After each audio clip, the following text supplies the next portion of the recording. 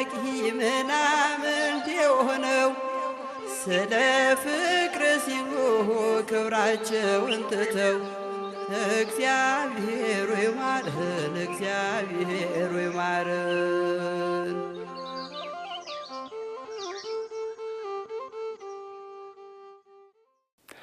ዕለተ ማክሰኞ መጋቢት 2 ቀን 2017 ዓ.ም የወሩን ዜና ገዳማት እንደሚከተለው ይዘን ቀርበናል። በቅድሚያም የደብረሃዊ ቅዱስ ያሬድ አንድነት ገዳም የገቢ ማስገኛ ህንጻ ፕሮጀክት የግንባታ ሂደት አፈጻጸሙ 57.25 በመቶ መድረሱም ተነገረ።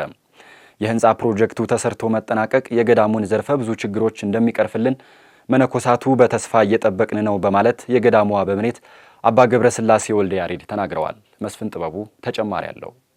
ማህበረ ቅዱሳን በሀገር ውስጥና ከሀገር ውጭ የሚኖሩ በጎ አድራጊ ምዕመናንን በማስተባበር በተለያዩ አህጉረ ስብከት በሚገኙ ገዳማትና አብነት ትምህርት ቤቶች ላይ ታላላቅ ፕሮጀክቶችን እየተገበረ ይገኛል። ከነዚህም መካከል በሰሜን ጎንደር ሀገረ ስብከት በደባርቅ ከተማ እየተገነባ የሚገኘው የደብረሃዊ ቅዱስ ያሬድ አንድነት ገዳም የገቢ ማስገኛ ህንጻ ፕሮጀክት አንዱና ታላቁ መሆኑ ይታወቃል። የዚህ ታላቅ ፕሮጀክት ዋና ዓላማ የገዳሙን ኢኮኖሚያዊ አቅም በዘላቂነት በማጠናከር ለገዳሙ ቋሚ የገቢ ምንጭ ሆኖ የሚያገለግል ሁለገብ ህንጻ ፕሮጀክት ሲሆን የገዳሙ አበምኔት አባ ገብረስላሴ ወልደ ያሬድ የሚገነባው ህንጻ አጠቃላይ የገዳሙን ተግዳሮት ለመፍታት መሰረታዊ መፍትሄ በመሆኑ በታቀደለት ጊዜ እንዲጠናቀቅ በተስፋ እየጠበቅን ነው በማለት ገልጸዋል። እስካሁን ድረስ እንኳን ፎቅ ይቅርና የማረፊያ ቤትም አልነበረም ገዳሙ። እንግዲህ አሁን ግን ያው እንግዲህ ቦታ ማህበረ ቅዱሳን ከላይ እታች ብሎ ተወርዶ ያችን ቦታ ተቀብሎ እንደገና አሁን ደግሞ ፎቅ እየሰራ ነው ያለ። ያ ፎቅ ቢሰራ ቢያልቅ ለገዳሙ በቃ ትልቅ መፍትሄ ነው። ትልቅ መፍትሄ ያው የምንዘረዝረው ችግር ሁሉ በሱ በኩል ይፈታል ብለን እንገምታለን። እንግዲህ ከሱ በሚገኘው ገቢ ለትምህርት ቤትም ሆነ ለመምህራን ደሞዝም ሆነ ለመናንያኑ በቃ ሰርካይስ ለዚህ በቃ በአጠቃላይ ይሸፍናል። ታችኛው ራሱ ሶስቱ በደም ስራ ይጀምራል። አሁን እንግዲህ ስራ ይጀምራል። እንዲያውም ብዙዎች ሰዎች ቶሎ አድርሱትና እንከራየው እያሉ እየቀሰቀሱ ነው ያሉ። ራሱ በቅዱስ ያሬድ ቃል እግዚአብሔር የማይሳተፍና እንትን ማይል የለም። እንግዲህ የቅዱስ ያሬድ በረከት ያልደረሰበት ነገር የለምና ስለዚህ ለቅዱስ ያሬድ ብላችሁ ምእመናኖቹ አጠቃላይ ብታግዙና ስራው በማህበረ ቅዱሳን ስም ቢያልቅ ገዳሙ ያለበትን የቀለብ ችግር ለመቀነስ የእርሻ ልማትና መሰል ስራዎችን ለመስራት የሚያስችል መሬት አለመኖሩና የመልክዓ ምድሩ አቀማመጥ በእጅጉ ፈታኝ መሆኑን የገለጹት የገዳሙ አበምኔት የተመቻቸ መሰረተ ልማት ባለመኖሩ ከገዳሙ በረከት ለማግኘት የሚመጡ ምእመናን ቁጥራቸው አናሳ መሆን ችግሩ እንዲባባስ አድርጎታል ብለዋል። የገዳሙ መሬት አነስተኛ ነው። ያው ደግሞ በውሃ ያለቀ ያው በጎርፍ ያለቀ ደካማ የተዳከመ ስለሆነ ትራንስፖርት የለበትም። አቅም ያላቸው ሰዎች በእውቀታቸው በሀብታቸው በንብረታቸው መርዳት ማገዝ የሚችሉ ሰዎች አይደርሱበትም፣ አያዩትም። እንግዲህ ከዛ ሁሉ የራቀ ነው። ቅዱስ ያሬድ 22 ዓመታት ወንበር ተክሎ ያስተማረበት ጉባኤ ቤት በችግር ምክንያት መታጠፉን ገልጸው አሁን ጉባኤ የለም ብሮ ተፈቷል። በቃ ማለት እንግዲህ እዚያ ቦታ መምህራን ለመኖር አይችሉም። እንግዲህ ገዳሙ ደካማ ስለሆነ ደሞዝ መክፈል ስለማይችል አዲስ ሊጠናከር ካልሆነ አሁን በፊት የነበረው ተፈቷል። ገዳሙ ውስጥ ያሉ ችግሮችን ለመፍታት እየተሰራ ያለው ፕሮጀክት ተሰርቶ መጠናቀቅ በእጅጉ አስፈላጊ መሆኑን በማውሳት ምዕመናን ድጋፋቸውን አጠናክረው እንዲቀጥሉና እስካሁን ድጋፍ ላደረጉ በጎ አድራጊ ምዕመናን ምስጋና አቅርበዋል። በውጭም በውስጥም የምትኖሩ በአጠቃላይ ህዝበ ክርስቲያን በሙሉ ለዚህ ህንጻ ማሰሪያ ብላችሁ ወይ ደግሞ ለገዳሙ መርጊያ ብላችሁ ገዳሙን ለማጠናከር ገዳሙን ለመርዳት ለማሳደግ ለማልማት ብላችሁ ከዕለት ጉርሳችሁ ዓመት ልብሳችሁ ቀንሳችሁ የምትተባበሩ የምትጥሩ የምትታገሉ ያላችሁ ምእመናን በአጠቃላይ እግዚአብሔር እንግዲህ ስጦታችሁን ይቀበልላችሁ። ለዚህ ጥንታዊና ታሪካዊ ገዳም የገቢ ማስገኛ የሚሆን 500 ካሬ ሜትር ላይ የሚያርፍ G+4 ህንጻ ፕሮጀክት ህዳር 15 ቀን 2016 ዓ.ም ስራው በይፋ ተጀምሮ ግንባታው በመከናወን ላይ እንደሚገኝና በአሁኑ ወቅትም የትግበራ ሂደት አፈጻጸሙ 75.25% መድረሱንና ፕሮጀክቱን ገንብቶ ለማጠናቀቅ አጠቃላይ በጀቱ 115 ሚሊዮን ብር እንደሆነም ተገልጿል። ማህበረ ቅዱሳን በደቡብ የሀገሪቱ ክፍል እያደረገ ባለው ሐዋርያዊ አገልግሎት በርካታ ስራዎችን እያከናወኑ መሆኑ ተገለጸ። በዚህ ሐዋርያዊ አገልግሎት ውስን ቁጥር ባላቸው የስብከት ኬላዎችን በመጠቀም በ2017 ዓ.ም ብቻ 400 ኢአማንያንን የሥላሴ ልጅነትን እንዳገኙ መደረጉም ተነግሯል። ዝርዝሩን ኑሐሚን ገና እንደሚከተለው ታቀርበዋለች። ማህበረ ቅዱሳን ለቅድስት ቤተክርስቲያናችንና ለሀገራችን ኢትዮጵያ የታሪክ ምዕራፍና ድልድይ ሆነው ያገለገሉና እያገለገሉ ላሉት በተለይም ለሐዋርያዊት ቅድስት ቤተክርስቲያን የጥበብ ማህደር በሆኑት ገዳማትና አብነት ትምህርት ቤቶች ላይ በሰፊው እየሰራ ይገኛል። ሐዋርያዊ አገልግሎትን ለማፋጠን ተተኪ አገልጋዮችን ካህናትና ዲያቆናትን ለማፍራት በተለይም በአካባቢያቸው ቋንቋ፣ ባህልና እሴት ማገልገል የሚችሉ አገልጋዮችን በማስተማርና በማሰልጠን ወደ አገልግሎት ማሰማራት በመቻሉ መልካም ውጤት እያየን ነው በማለት በማህበረ ቅዱሳን የሚዛን ማዕከል በማሻ ወረዳ የትምህርት ክፍል ተጠሪ የሆኑት ዲያቆን ቦጋለ መኮንን ተናግረዋል። ማህበሩ እዛ አካባቢ በጣም በቋንቋ ብዙ ስራዎችን እየሰራን እንገኛለን። በዚህ የተነሳም እግዚአብሔር እንግዲህ ይመስገን በየዓመቱ ብዙ ነፍሳትን እያተረፍን እንገኛለን። ያሉትም እንድጸኑ እያደረግን ነው። ተተኪዎችንም ጭምር ከማፍራት አንጻር ከሚዛን ማዕከል ጋር ብዙ እየሰራ ነው። በቋንቋ የሚያስተምሩትን ልጆችን ተተኪ መምህራንን ማለት በደረጃ 1 ወደ 43 ልጆችን አሰልጥነን ወደ አጥቢያዎች በትነናል።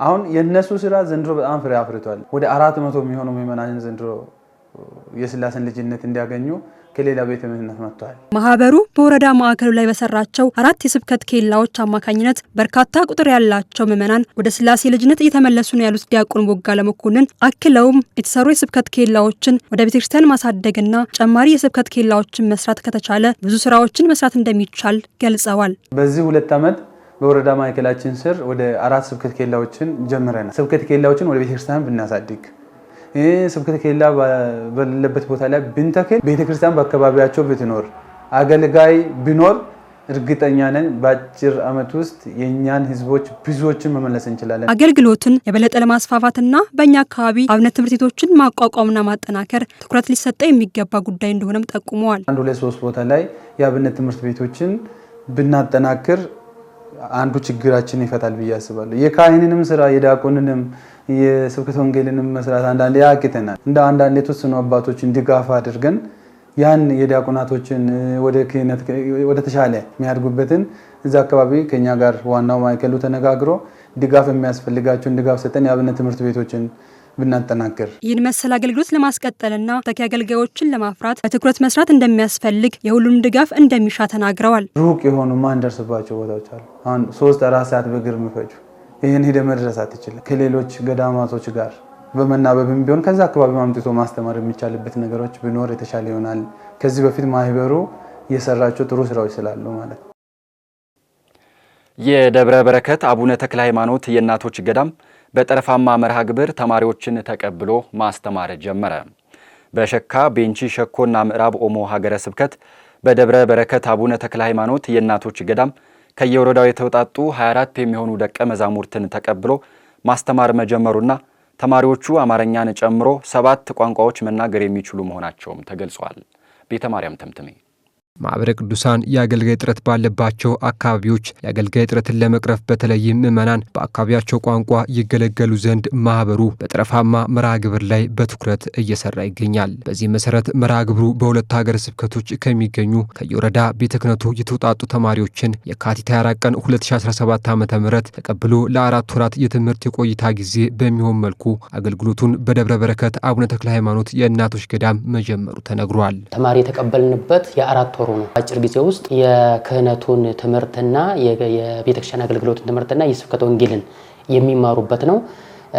ከ2 ሀገረ ስብከት የተወጣጡ ናቸው። አንደኛው ከከፋ ሀገረ ስብከት ነው። ሁለተኛው ከሸኮ ቤንቺ ሸኮና ምዕራብ ኦሞ ሀገረ ስብከት ነው። ይህንን ስልጠና ወይም ደግሞ ትምህርት የምናከናውንበት በሚዛን ደብረ በረከት አቡነ ተክለ ሃይማኖት እና ቅዱስ ዑራኤል የእናቶች አንድነት ገዳም ነው። ወደ 24 ተማሪዎች ገብተዋል። በሁለቱ ሀገረ ስብከት ስር ካሉ 14 ወረዳ ቤተ ክህነቶች የተወጣጡ 24 ልጆች ናቸው። 20ዎቹ እዛው በሸካ ቤንቺ ሸኮና ምዕራብ ኦሞ ሀገረ ስብከት ስር ያሉ ናቸው። 4 ተማሪዎች ደግሞ ከከፋ ሀገረ ስብከት የተወጣጡ ናቸው። እንግዲህ እነዚህ ወደ 7 ቋንቋ ተናጋሪዎች ናቸው። 7 የተለያዩ ቋንቋዎችን የሚናገሩ ልጆች ናቸው።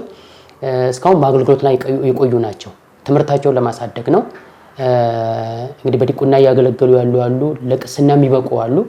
እንግዲህ አዳዲስ ተጠማቂያን ስለሆኑ በቤተክርስቲያን ትምህርት ብዙም ያልሄዱበት ስለሆነ ተጨማሪ ትምህርት ሰጠናቸው ተመልሰው ማህበረሰባቸውን እንዲያገለግሉ ለማድረግ ነውና 4 ወር ነው የሚቆዩት። በዚህ በ4 ወር ጊዜውን ኢፌክቲቭሊ ይጠቀማሉ። ቀንም ማታም ተጠቅመው እንዲማሩ ነው መርሃ ግብሩ ፕሮጀክቱ የተያዘው። የጠረፋማ መርሃ ግብሩ በሁለት መንገድ እየተከናወነ ይገኛል ያሉት ዲያቆን ደረጀ ጋርደው አንደኛው መንገድ ባሉበት በአካባቢያቸው የአብነት ትምህርት ቤት በመመስረትና መምህራንን በመመደብ ዲያቆናት እንዲፈሩ ማድረግ ሲሆን፣ ሁለተኛው ደግሞ የተሻለ የትምህርት ደረጃ እንዲኖራቸው ወደ ነባር ጉባኤ ቤቶች በመላክ ካህናትን ማፍራት ነው በማለት ገልጸዋል። የጠረፋማ መርሃ ግብር ምንድነው? የስብከተ ወንጌል ወይም ደግሞ የሐዋርያዊ ተልእኮ ከሚከናወንባቸው ጠረፋማ ቦታዎች ላይ ካህናትን ማፍራት ነው። ዓላማው ምንድነው? ስብከተ ወንጌልና ሐዋርያዊ አገልግሎት አዳዲስ ተጠማቂያንን ያጠምቃል፣ ቤተክርስቲያን ይሰራላቸዋል። የኛ ማስተባበሪያ ዋና ስራው ደግሞ ለነዛ ተጠማቂዎች እንዲጸኑ ካህናትን ማፍራት ነው። የመጀመሪያው እዛው አካባቢያዊ የሆነ የአብነት ትምህርት ቤት መመስረት ነው። ባላቸው ቤት ባላቸው አካባቢ አዳራሽም ሊሆን ይችላል መምህራን ቀጥረንላቸው እዛ አካባቢ ያሉትን ህፃናት እንዲያስተምሩ፣ ዲያቆናትን እንዲያፈሩ፣ ካህናትን እንዲያፈሩ መምህራንን ቀጥረን የምናስተምረው ነው። ሁለተኛው የተሻለ ትምህርት ቀለም አያያዝ ያላቸውን ደግሞ ወደ ነባር የአብነት ትምህርት ቤት በመላክ ካህናትን ማፍራት ነው። የቅዳሴ አገልጋዮችም የመድረክ አገልጋይ ወንጌል ሰባኪያንም ሆነው ነው ወደ አካባቢያቸው እንዲመለሱ የሚሰራው ስራ እነዚህ ናቸው። የመርሃ ግብሩን ዋና ዓላማ በዝርዝር ያስረዱት ዲያቆን ደረጀ ጋርደው ስለ መርሃ ግብሩ ቀጣይነትም የሚከተለውም ብለዋል። የስብከተ ወንጌልና ሐዋርያዊ ተልእኮ የሚያከናወንባቸው ጠረፋማ አካባቢዎች ላይ ካህናትን ማፍራት ነው ዓላማው። ስብከተ ወንጌልና ሐዋርያዊ ተልእኮ አዳዲስ ተጠማቂያንን ያጠምቃል፣ ቤተክርስቲያን ይሰራላቸዋል። አገልጋይ ከሌላቸው እነዚህ ምዕመናን ሊጸኑ አይችሉም። ስለዚህ ዓላማው ካህናትን ማፍራት ነው። ከነሱ ከዛው ከማህበረሰብ ከተጠማቂዎቹ ካህናትን ማፍራት ነውና የኛ ማስተባበሪያ ቅዱሳን መካናት ማስተባበሪያ ይሄንን ነው የሚሰራው። እነዚህ ልጆች ለተለት ነው የሚማሩና ቶሎ ወደ ማህበረሰባቸው ተምረው ለመመለስ የምዕመናን ድጋፍ ያስፈልጋል። በዚህ በ4 ወር ውስጥ ወደ 900 ሺህ ብር ነው የያዝነው በጀትና እስካሁንም እንግዲህ ምዕመናን ናቸው አስተዋጽኦ ሲያደርጉልን የነበረው። በዚህ ላይም የምዕመናን ተሳትፎ ከጎናችን እንዲሆን በዚሁ አጋጣሚ ለማሳሰብ ፈልጋለሁ። ተማሪዎቹ የሚናገሩት ቋንቋ ሸክኖኖ፣ ካፊኖኖ፣ ሸኩኑጉ፣ መኢኔኒና ዲዘኛ፣ ቤንችኖኖና አማርኛ ሲሆን በሸካ ቤንች ሸኮና ምዕራብ ኦሞ ሀገረ ስብከት የመምሪያ ክፍል ኃላፊዎችን ጨምሮ የደብረ በረከት አቡነ ተክለ ሃይማኖት የእናቶች ገዳም እመምኔት እንዲሁም የማዕከሉ ስራ አስፈጻሚዎች ለደቀ መዛሙርቱ የእንኳን ደህና መጣችሁ መርሃ ግብር አድርገዋል። የተወደዳችሁ የወሩ ዜና ገዳማት ቤተሰቦች እስካሁን ስትከታተሉት የነበረው የወሩ ዜና ገዳማት በዚሁ ተጠናቀቀ። ከቀሪ መርሃ ግብሮቻችን ጋር አብራችሁን ቆዩ።